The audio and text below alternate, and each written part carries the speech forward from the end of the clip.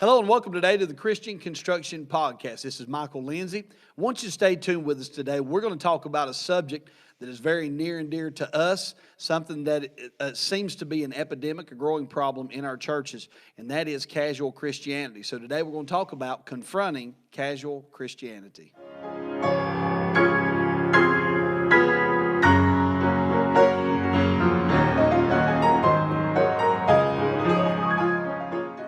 All right, welcome back to the podcast. It's good to be back. Brother Gabe, how you doing? I'm doing wonderful, brother. I had to remember your name. It's been so long. It's been a long time. Like I never see you. I know. Amen. It's been since yesterday. Amen. Brother Matt, how you doing? I'm doing well. Amen. Very well.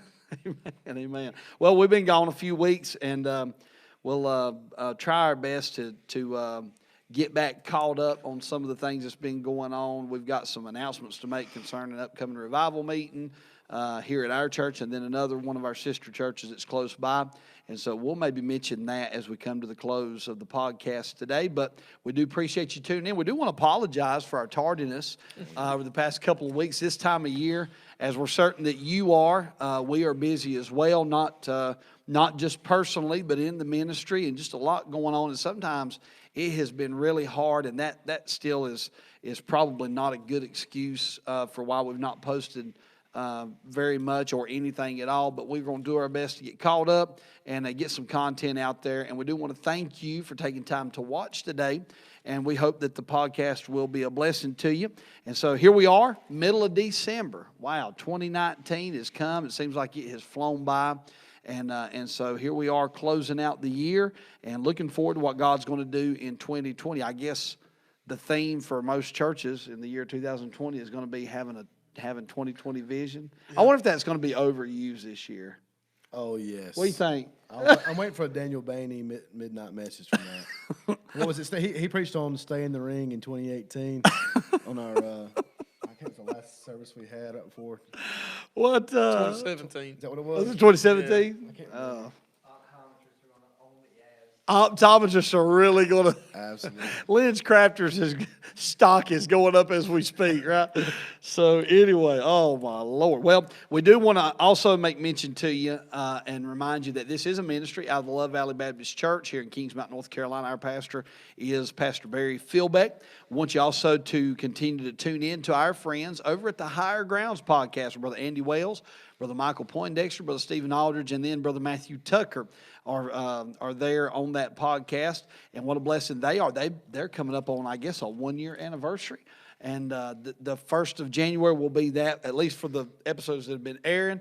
And so we do hope that you'll tune in with them every Monday. And then hope that you also watch and enjoy the morning minute meditations there with some of the pastors and some of the men that are there on that podcast as well. Well, we're going to get right into our subject today. We're talking today about the subject of confronting casual Christianity, and we're going to discuss maybe some definitions of what it is, and talk about some different scriptures that maybe underline this subject that we're going to deal with in the Bible. I want to look first of all in the book of Haggai today, and I want to read just a few verses.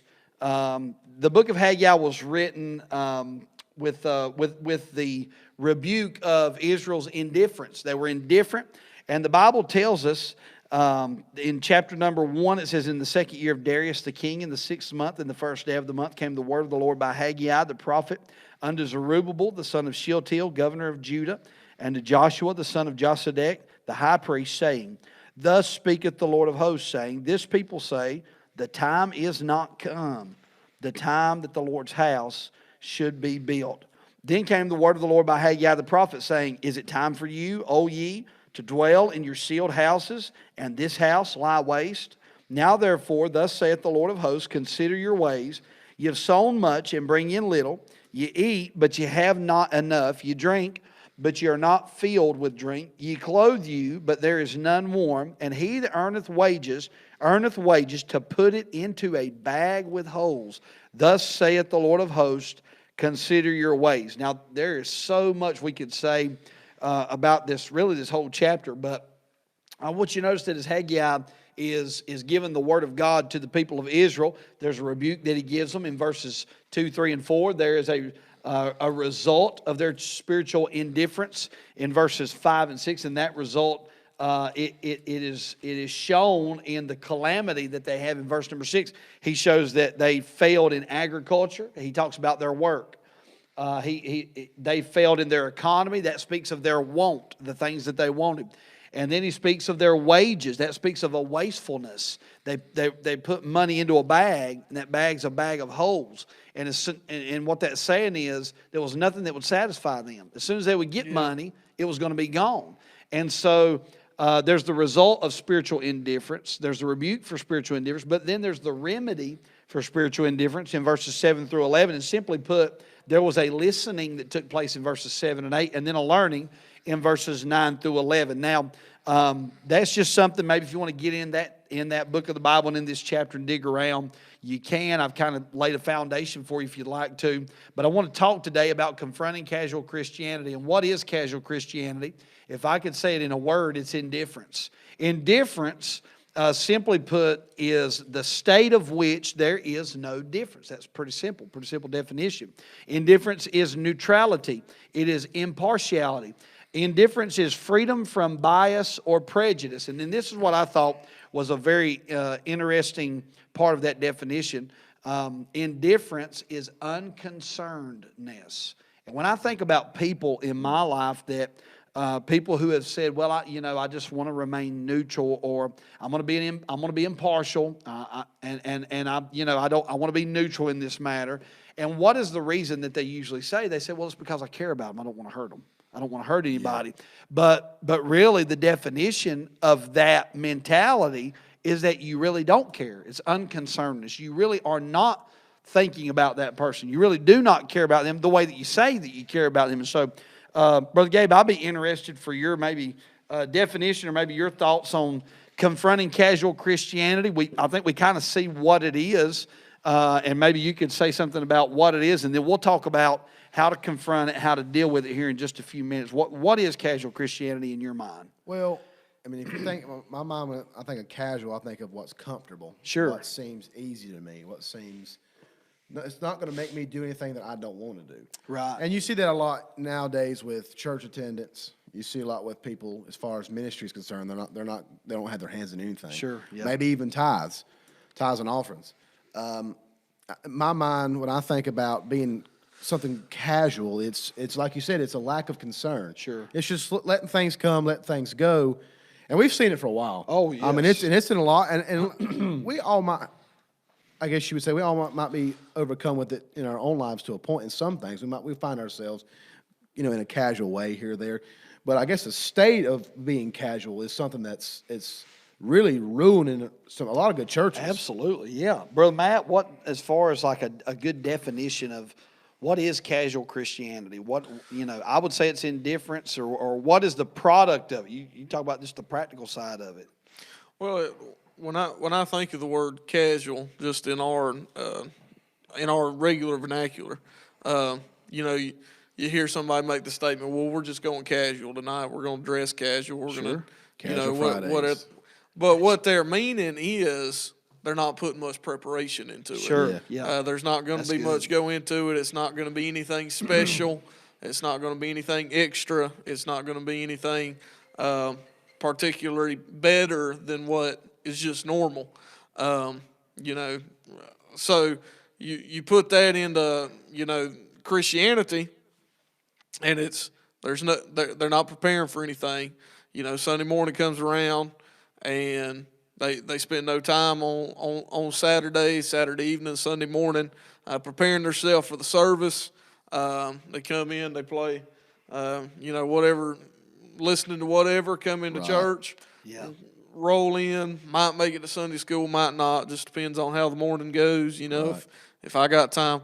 It reminds me, just recently I heard somebody make the statement. They said, "Well, I'm just thankful that the statement was made that it was Brother Stanley Hancock, actually, WGCR. He was preaching, and he made the statement. He said, "I'd hate to be guilty of having my kids ready to hit a bus to be on time 5 days a week to make it to school, I'd hate to be guilty of that and be guilty of them being late for Sunday school one day a week. Sure. Yeah. And the statement was made in return to that was, well, I'm just thankful that my kids want to go to church. Things are different on Sunday morning. It's difficult sometimes. And I understand that. I understand things aren't easy, but all you got to do is, give it another hour, Yep. wake them up a little earlier. But we don't want to give that extra little bit. Right. We don't want to give up our comfort, give up our the flesh. Right, The right. flesh desires that. Well, I think- and into just everyday life is that. I think one of the reasons that we do things in a casual manner is because we have a lowered expectation. Absolutely. I mean, we don't. no we're preference not, now. Right. We're not expecting. If you're not expecting a whole lot, what you just said kind of struck a chord with me when you said that, because the expectation is lowered. I don't expect church to benefit me that much, Right. and so it's not really that important. I do expect an education to benefit my child, so let Right. me make that a priority. Yeah. I expect my workplace to give me a great benefit, so let me have a heightened expectation for Sure. that. Let me be on time. Let me punch the clock, by 6 or 5 or 7 or 8 or whatever it is. And so I think our expectation, and then obviously there's a lot we could say about priorities and all of that. But what you said about, getting them ready, it's important to get them ready, get them on a bus 5 days a week to go to school, but it doesn't seem to be important to get ready to come to church. And it's amazing. Most of the time, people are putting their kids on a bus between 6 and 7 a.m. Yeah. Sunday school's not till 9:45 or 10 a.m. depending on Right. what church you're at. Right. Well, you got a bigger, you get to sleep in, you got a little more time, but it's not that important. Well, and you see, it's a lack of, I won't say concern, but it's like there's not even a fear of God in some people. Sure. Right. I mean, people who preacher get up to preach and it's always that time they've got to use the restroom. Yeah. Or Well, playing with the baby. Or you The, hear people saying that. the It's just- it's casual crazy. Christianity ends up affecting every area of your life. Sure it does. When you come to church, you may not be, those that obviously, everybody's going to think of their own mind who you're talking about. Absolutely. But, there's a You crowd know who that's you gonna are. dress casual. probably They're not going watching. to come to church casual. They're not going to do anything extra with the church. They ain't going to be Yeah. a participant No, that's in the right. ministries of the church. right. I've heard it asked several times, why you got to wear a suit to go to church? Oh, yes. Why you got to wear a tie to go to church? Well, you ain't got to. But, I want to give God Wear my best. Yeah, I want to absolutely. give God what he deserves. I'll never give him all that he deserves, but if my best is that suit and that tie, that's what I'm going to wear. That's right. Because I expect him to meet with me, and I want to. I expect him to meet in this place with us. If we were going to a 5-star restaurant, we would try to look nice. Right. If we were going to meet the president, we would try to look nice. If we had an expectation of somebody that we truly loved and cared and Respected. reverence. Yeah. If we really expected him to show up and expected not only him to show up, but for us to fellowship with Sure. him, then there would be a big difference. Well, what Brother Gabe said, the fear of God. I Yeah. mean, that Yeah. plays a big part. People don't fear God. I don't want to just say the way they used to, like we're looking back, but in all honesty, the further we go in this thing, the fear of God is lowered. People don't fear God. They don't fear any authority for that matter. I remember we were out of town in Kentucky, and it was a work trip, and that evening we were going to go get some dinner, and we had made reservations for an Italian restaurant. We just thought it was a regular Italian restaurant. We're wearing khaki pants, button-up shirt, and we walked in, and it's this 5-star high dining restaurant. The chef walks out there, asks you how you're doing. Can I help you? I couldn't understand a word on the menu, and I looked at, and there's these guys. I promise you, there was a mob boss sitting Get a hold of across Brittany. the side from me. What's this mean? Yeah, I was like, "What is this?" what is this? And I felt I had been so dressed down, I didn't know what I was walking into. It makes you feel uncomfortable. It does. Yeah. That's what I was If you getting at. truly- And it I always did not is. belong. If you It have didn't a belong true there. reverence, if you have a true respect for the atmosphere, and you're not in that attire, if you're late, both of them. I Yeah. mean, all that. If you have that true reverence, and it makes you feel embarrassed. You know? And I didn't know what to expect. I wasn't expecting that great The amount of food. expectation was lowered. Exactly. I wasn't expecting that great amount of food and this, and that. And it's the same way with us. We're not expecting to go in here and God meet with us. And, I'm saying from a casual side. Right. We're not That's looking forward to it. We're just Sure. to be here to be here. We're just trying to pass the time, get some food. That's kind of what we were doing. It's the same way. You know, that word casual, we're looking at definitions of different words before we come on the air. And that word casual means happening by chance. People are in a state of casual Christianity.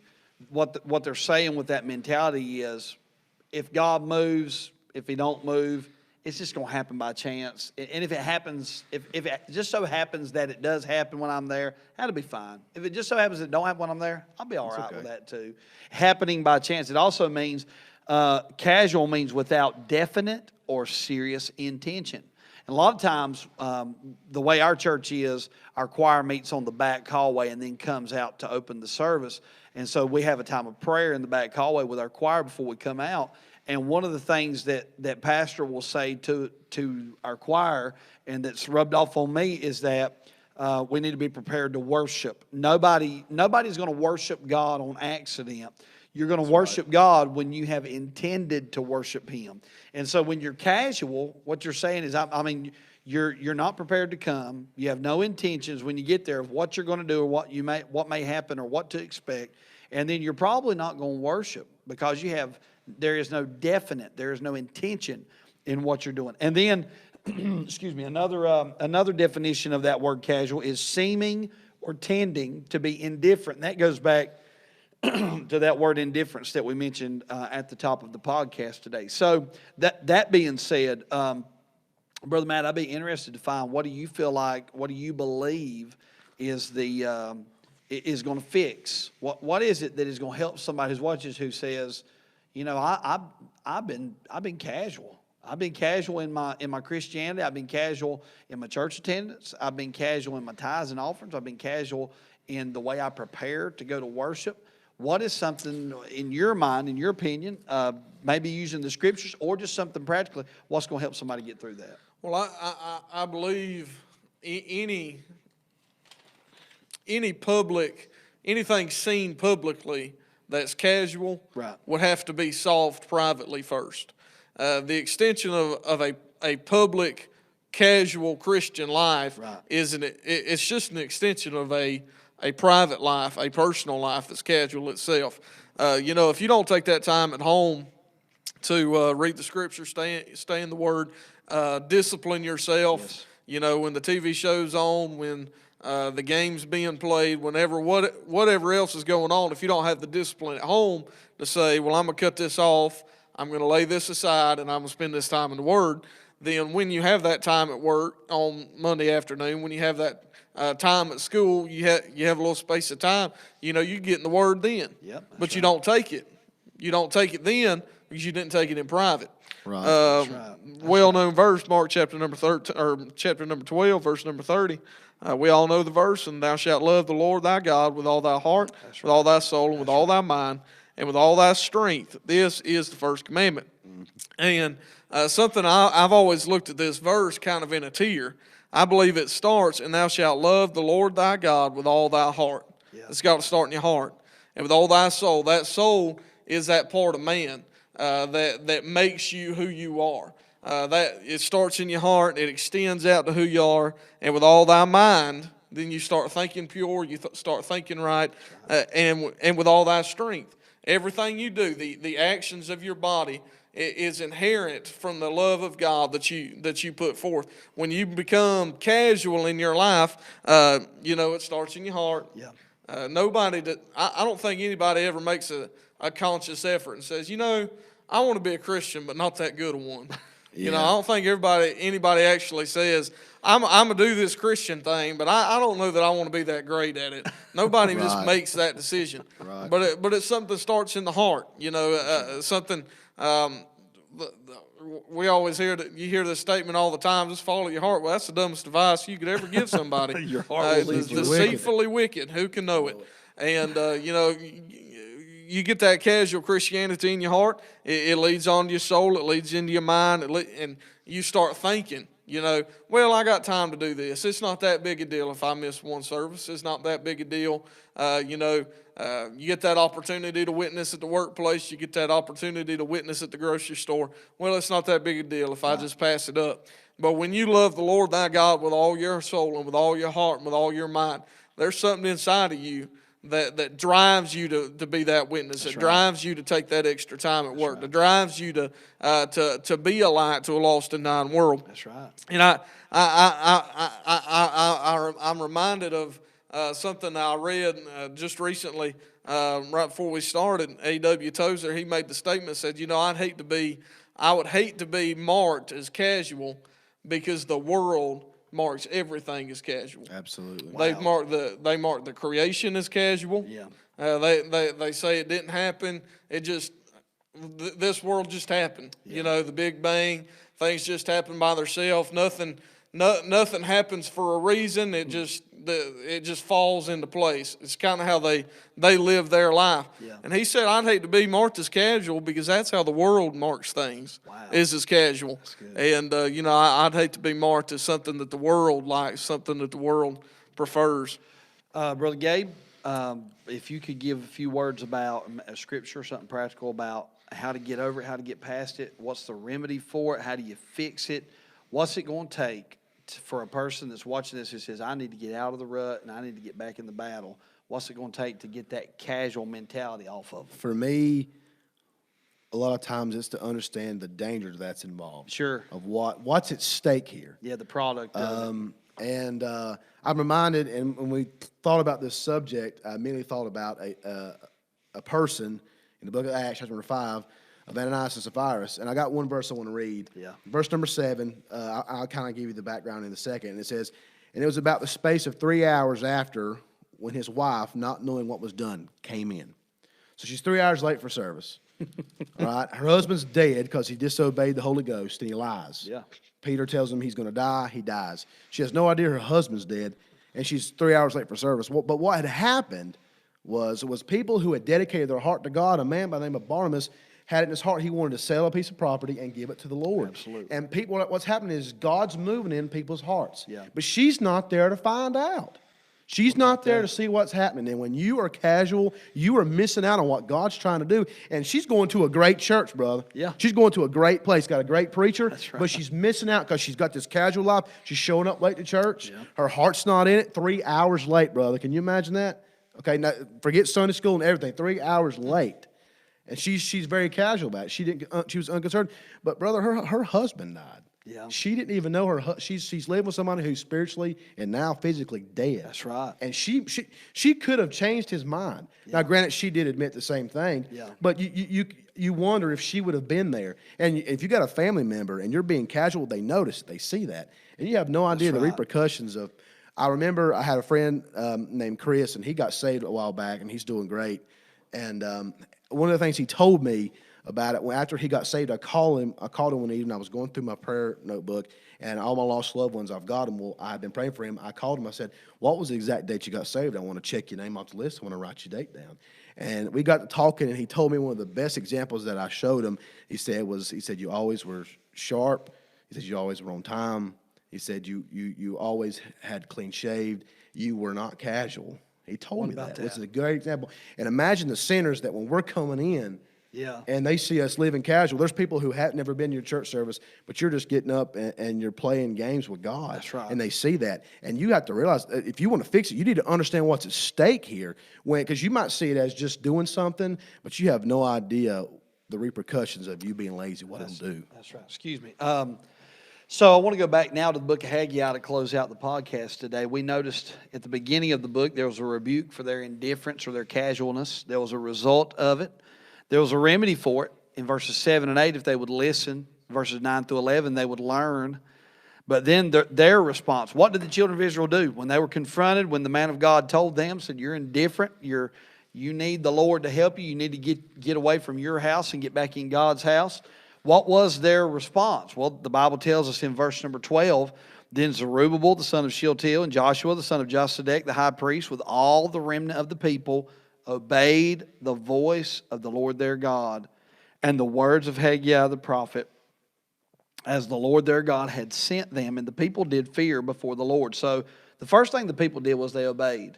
Who was it they obeyed? Well, they obeyed the voice of the Lord, and they obeyed the man of God. When the man of God got up to preach, and he preached on their sin. They did not get mad. They said, this is the man that God sent. These are the words that God sent. And they responded right. So if you are in that place of casualness and the man of God preaches and it hits you, don't get mad at him. Say, boy, I'm thankful that God has sent me a word and sent me a man who's not afraid to tell that word. So the people obeyed. Verse number 13 says, then spake Haggai the Lord's messenger in the Lord's message unto the people, saying, I am with you, saith the Lord. That was the promise of God. You just kind of fill in the blank. I am with you. With you for what? With you when you're poor. I'm with you when you're tired. I'm going to be with you in the battle. I'm going to be with you in the fight. I'm going to be with you to rebuild my house. I'm going to be with you wherever you're at. I'm going to be with you in your family. And so the promise of God, when we get beyond our casualness and we get serious about our walk with the Lord, that promise of God is that the Lord is going to be walking with you all the way. And then notice this, verses 14 and 15. When they responded right, the people obeyed. There was a promise of God. But then notice there was a temple that was constructed. The Bible says, and the Lord stirred up the spirit of Zerubbabel, the son of Shealtiel, governor of Judah, and the spirit of Joshua, the son of Josedek, the high priest, and the spirit of all the remnant of the people. And they came and did work in the house of the Lord of hosts, their God, in the 24th day of the 6th month, in the 2nd year of Darius the king. And so the people got to work. So how do you know that you've got out of the rut of casual Christianity? Well, you'll obey God. God will give you promises that He will not give you otherwise. And then you'll get to work. You'll put feet on these promises. You'll put legs on these promises that you've told God these things you're going to do.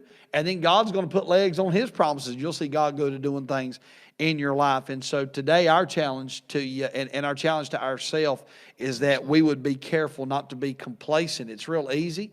There are so many distractions in this day and in our society and in the world that we live in. But we have to make up our minds that we refuse to be casual and live a life of casual Christianity. We need to be serious about our walk with the Lord. Brother Gabe, I think, kind of summed it up with what he had said, and that is that there is a lost world that's watching us. And they take notice. They know if we have character, and they know that if we're not taking our walk with the Lord serious. And so I want to challenge you to do that today. Again, we do thank you for tuning in. Brother Gabe, you got anything in closing? Nothing other than if you have found yourself making that mistake, then put yesterday behind you and start right now. Start right now. Brother Matt, anything in closing from you? No, I'm good. All right. Well, this is what we're going to do. Let me give you just a couple dates real quickly. Some things to keep in mind. We have a revival meeting coming up. One that I want to take note of is a friend of ours, Brother Paul Moss, at the Bethel Baptist Church in Charlotte, North Carolina. And it will be on Monday, December the 30th, and then Tuesday the 31st, and then Wednesday the 1st. It is his New Year's Jubilee. Several of our folks will be there. Brother Paul's a dear friend of our church and of our pastors. And so that Monday, I believe they have service at 3 and at 7. They'll serve a meal in between. And they'll do that on Monday, Tuesday, and then Wednesday. And so we want you to maybe back that meeting if you get a chance, be a part of it. And then our big winter revival's coming up January the 12th to the 16th. That is a Sunday through Thursday. We'll have our regular services on Sunday. Brother Keith Voles will be with us doing the preaching on that day. And then Monday through Thursday. Monday night we start at 7. And then on Tuesday, Wednesday, Thursday at 2 o'clock and 7 o'clock with a meal served in between at 5. Different preachers that are going to be here, different friends of ours. Brother Jeff Ledbetter will be here during the week preaching. Brother Chad Watson will be here preaching as well. And then, of course, Brother Voyles, we've already mentioned. Several of our friends. Brother Caleb Lindsay from up in Kentucky will be here doing some preaching and singing. And then just some friends of ours that will be here as well. Brother Josh Montgomery, I'm sure that he'll be preaching. I know he's going to be singing for us in the meeting. Brother Voyles' family will be singing as well. Brother Eric Justice will be here from down in Florida. And if you know Brother Eric, then you may not recognize Brother Eric. He's half the man, literally, that he used to be. And so you don't want to miss it. The Henson family will be here from Tennessee. They're still singing, traveling in the ministry. And we do miss Brother Roger being with us, but it's good that Miss Kay and Miss Kim and Miss Renee will be here singing during the meeting as well. So mark your calendar, January the 12th to the 16th on that Sunday through Thursday. And let's kick off the year 2020 together, serving and worshiping the Lord together. All right. If that's it, here on the podcast today, we want you to tune in next week. Be sure to like, share, comment, review, subscribe, whatever it is that you do, whatever avenue or platform you watch it on. So be sure to do that. And we hope you'll tune in again next week here on the Christian Construction Podcast.